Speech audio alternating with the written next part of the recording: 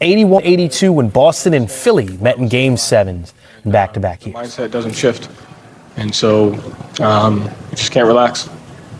What'd you draw up there on that final play, and how ahead of your player was that with Derek to see that opening and cut to the rim to go for that offensive rebound? Yeah, really just tried to get it to a spot where we can take one or two dribbles and get a shot, and they did a good job of denying with the inbounder, which is always a hard read. But at the end of the games like that, our guys talk about just crashing at the end of the game, giving it a chance, and D. White made a great play. Smart made a great play getting open to get a shot off, and D. White made a great play. Joe, what went through your mind? Did you know it was good? I had no idea. No. What went through your mind when it was ruled? Nothing? Game 7. Coach, how would you describe the personality of this team? I mean, you were down 3-0. It seemed like you guys, from what we saw on the court, you seemed a little disconnected. All of a sudden, you come together and you force a Game 7. How would you describe the personality of your club? Yeah, they're just resilient. I've said it throughout the year. That's one of the best locker rooms I've ever been a part of. It starts with them. They have a togetherness. They have a connectivity.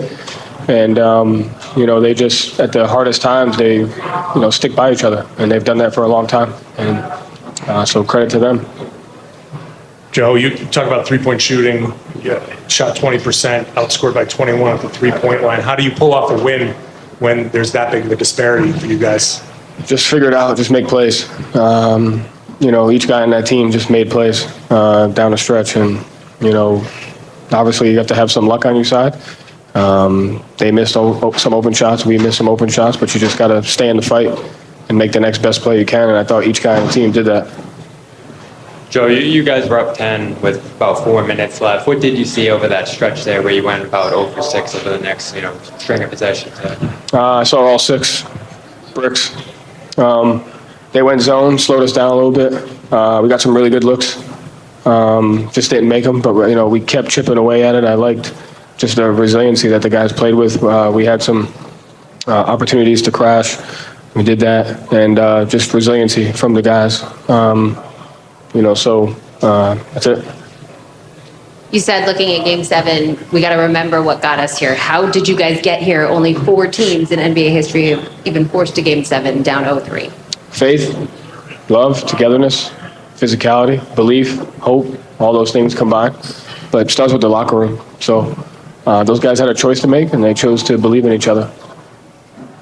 Joe, you've remained incredibly steady throughout this entire series, and the team has continued to reemphasize locking in and being together. So how do you feel like the tone that you set here allows the team to not panic in these huge moments? Yeah, I mean, it is what it is. And so I think we just feed off each other in that standpoint of these are the circumstances, and what do we have to do to figure it out? And it starts with them. And so each one of those guys, like I said, goes into a different level of who they are as a person and as a player, and starts with them in the locker room.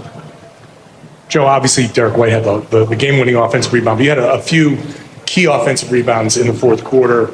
Just what's it say about these guys that even when the shots aren't falling, they're finding ways to kind of keep possessions alive and give themselves a chance? I mean, that was always the question, right? What happens when we don't shoot the ball well? And I think the guys buying into those corner crashing opportunities is what gave us a chance. And I think those things are important. And we had some of that in Game 5, and then, we had some more of that tonight. Joe, what did you make of the activity and presence of your bigs, Al Horford and Robert Williams tonight?